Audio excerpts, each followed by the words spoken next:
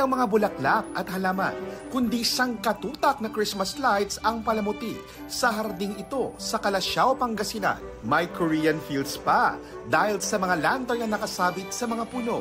2021, nang buksan ng mga may-ari ng hardin ang kanilang bakuran sa publiko. Libre ang pagbisita. Yung Christmas garden na to is, it began many years ago. So, it was original my grandmother's siya yung may alam nito talaga. She loves decorating and always love spreading happiness. Ang ibang bisita dumayo pa mula sa ibang bahagi ng Pangasinan. Napapawaw po, wow po sa ganda.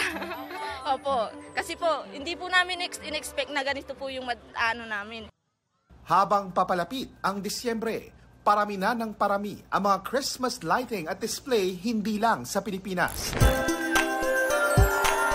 kundi maging sa ibang bahagi ng mundo, gaya sa Lisbon, Portugal, Paris, France, Barcelona, Spain, at London, UK. Sa Dortmund, Germany, ipinagmamalaki ang kanilang higanteng Christmas tree na 45 meters ang taas.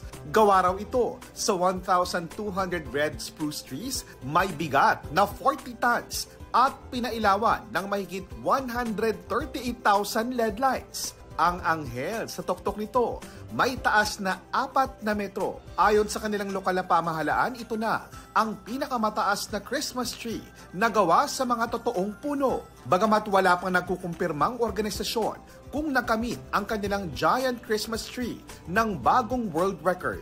Para sa GMA Integrated News, ako po si JP Soriano, ang inyong saksi. Mga kapuso, maging una sa saksi. Mag-subscribe sa GMA Integrated News sa YouTube para sa iba't ibang balita.